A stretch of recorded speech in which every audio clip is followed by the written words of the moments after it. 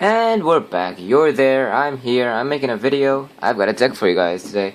This is what I like to call Naya Money, Naya Super Friends, or Naya Midrange.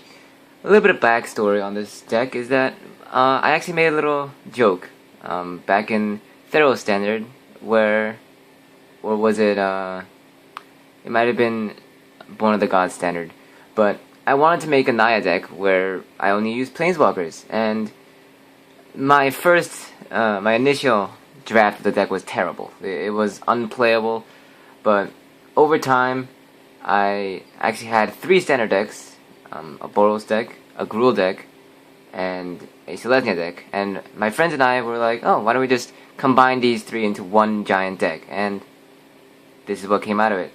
So, starting off, we'll go over the mana base, which is in here. The whole deck is in 3 sleeves just because I can. It's in a perfect sleeve, it's in a green dragon sleeve, and a clear Ultra Pro sleeve. So, starting off the mana base, we'll have 3 forest. Let's get this organized a little bit. 3 forest, 2 mana confluence, 1 is foil. We have a mountain, a plains, a full set of Sacred Foundries, 1 is foil. Yeah, this is a very expensive deck. It's why I call it Naya Money. It's also really fun to play. We have a full set of Stomping Ground. No foils here. We have a full set of Temple Gardens. Let's get this nice. And we have 2 Temple of Plenty, 2 Temple of Abandon. So this is our mana base. We are running 23 lands. We have 1, 2, 3, 4, 5 basics, 2 5 color lands, and the rest are just shocks and temples. 23 land, excuse me. And most of it requires life, which is kind of unfortunate. But when you're running a 3 color deck, there's nothing really much you can do about that. Next, we're going to go to the creature base. I'm running 23 creatures. In the main board, I have Archangel of Thune. She's really nice for the fact that she's flying. The lifelink really helps as well because I'm going to be taking so much damage from Mana Confluence or the shocks. I have 3 Corsair Crucifix. Again, with the life, it's kind of beneficial for me to be able to gain a life every time I play a land, and also playing land, getting card advantage, excuse me, is also a really nice thing. I'm running 3 Elvish Mystic. This card just lets me, ramp up my mana base so I can play a Domri turn 2 or some other 3 drop turn 2. It's really nice. It helps out a lot, and that's why it's in the deck. I'm running 2 Fleecemane. Fleecemane is a really nice creature for when I don't have a Sylvan Caryatid in my hand, or when I need to have a solid blocker turn 2 or turn 3. A 3/3 for 2 is not bad. Not bad at all. Pelucanos, World Eater, one of the win conditions of the deck.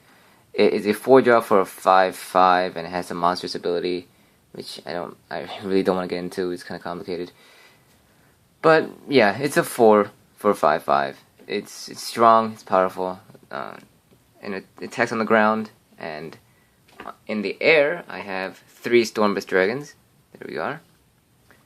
This allows me to attack in the air. It's pro protection with white, also has haste, so it's really nice. It can't be affected by Banishing Light or Detention Sphere, or Oppressive Rays or anything like that. So nothing white's gonna, be able to. Nothing white's gonna affect it. So it can beat out Blood Baron. If you can block a Blood Baron, and Stormbreath won't die, which is nice. We're running a full set of Sylvan Caryatid. I mentioned earlier, this is pretty obnoxious because it's a defender with hexproof, and it allows you to add 1 mana of any color to your mana pool by tapping it. It's a 0/3, so it's solid defender. It's also hexproof, so protection from any enchantments, any burn spells, anything like that. It just kind of stays there, annoys you, and accelerates my mana base, which is good. getting near to the end of the 23 here. We have 4 Voice of Resurgence, my favorite card in the game. Voice of Resurgence is very annoying. It prevents any instant or sorcery spells from being cast, basically, because you get a really powerful token, and it's just really good recursion. You play Voice, it restricts their ability to play any cards. When it dies, you get another creature. Great. And last but not least, Xenagos, God of Revels. I have only one in there. It's just in case I need something indestructible in my deck, and the +X plus haste is very nice, especially using it on Pelucranos or on Stormbreath. It's pretty fun. So that is the creature base. Packing it up here. Next, we're going to be looking at instants and sorceries and enchantments. I'm not running too many of those because it's a creature-heavy deck. But for those, I'm running 2 Boros Charm for my instants. Boros Charm just helps me, dodge Supreme Verdict, and at the least, it's 4 damage for 2 mana. So, which is really nice. I could also use the double strike effect, so you give Pelucranos +X haste, double strike. It's game over. Mizium Mortars, so it deals 4 damage to a creature I don't control, so I can do it to Blood Baron, and he will die. That's basically it. You can do it to Archangel as well. I've done that before. Archangel just dies. It's a good day for everybody. No, not everyone, just you, but that's the point of the game. For enchantments, I'm running 3 Banishing Light. This is a very good card, getting rid of Detention Sphere, getting rid of other Planeswalkers, other enchantments, other Banishing Lights. Anything you just need out of there, and you can't, punch in the face. You use Banishing Light to just kind of, go away for a little bit. And that's the card I use. And I'm running 7 Planeswalkers in here. It used to be 9, but didn't prove to be too useful. Garruk, Color of Beast, wasn't as good as I thought.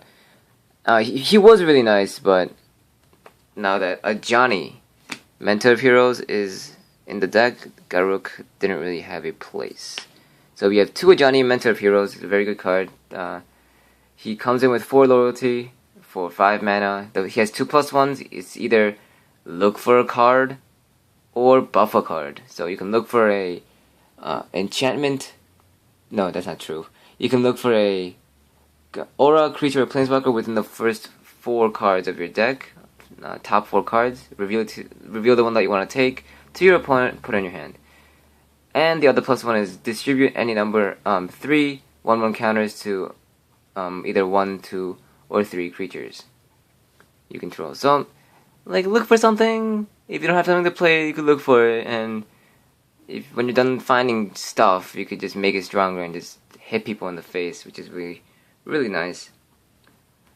I'm running 3 Dominaid.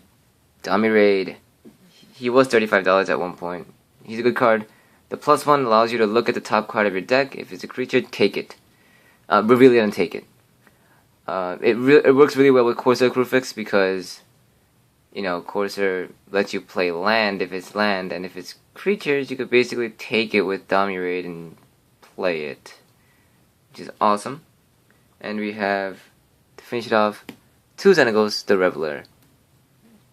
Xenagos is really nice. It's for giving me extra mana to play, 1 or 2 extra cards per turn. He sends out bears, or 2/2s with haste every turn, if you choose to do that. And yeah, he's just kind of annoying. He's just there. The Planeswalkers are very powerful. They're more like distractions from you getting hit in the face, because if they get their ultimates out, it's game over for the opponent. So you just use the Planeswalkers as a distraction while you hit them in the face with Pelucranos, Stormbreath, or Archangel, or any other card in the deck. I am also thinking of adding a Chandra Pyromancer into the deck, because the 0 lets me exile the top card of my deck and play it. That's really nice, especially with Corsair, and Domri as well, so I can be playing.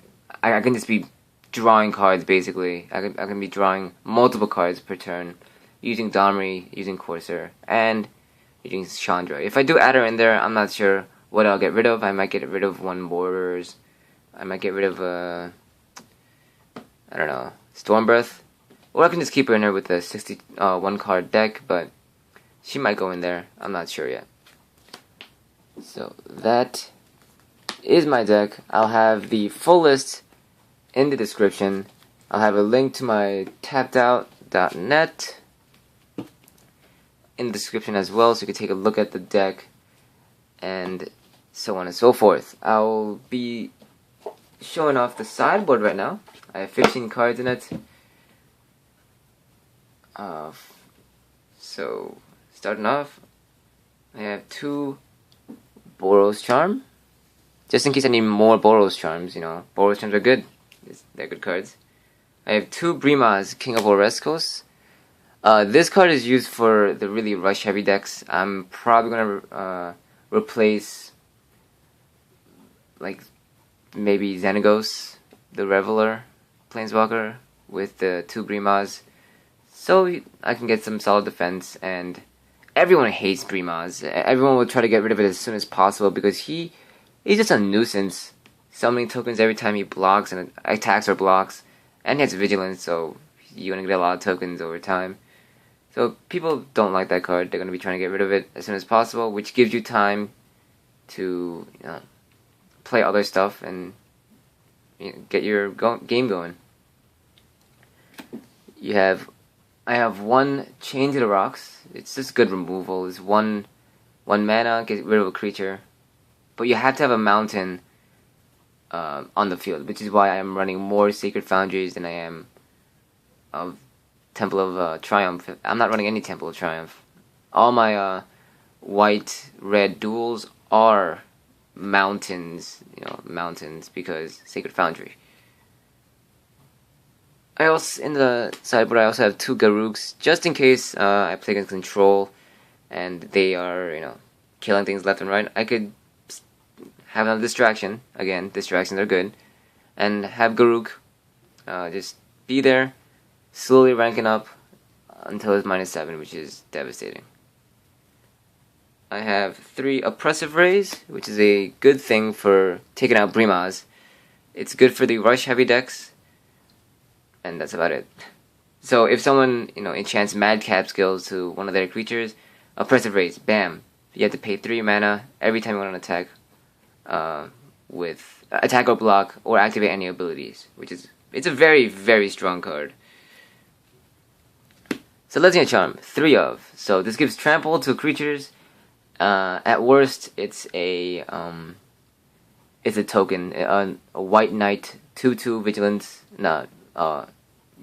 White Knight 2/2 Vigilance token for 2 mana. It either gives things a buff and trample, or it exiles. Keyword is exile.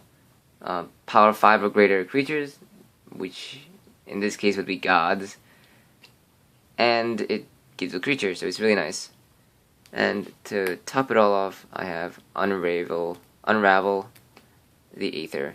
This is just good for getting rid of enchantments, getting rid of other coursers, getting rid of gods, getting rid of a Chain to the Rocks, Oppressive Rays, anything like that. It's a very enchantment heavy format at the moment, with Theros block being all enchantments and stuff. So I have 2 enchantment removal in this sideboard. So the sideboard deals with the more faster decks, the more aggressive decks, and it deals with enchantments as well. So I think it's pretty solid of a sideboard. If you have any suggestions for the sideboard on the main deck, please comment down below. Tell me how you feel about the deck. Is it good? Is it bad? Should I take out some cards? Should I add some cards?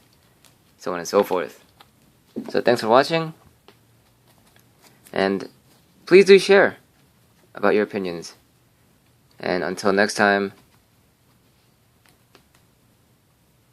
see ya.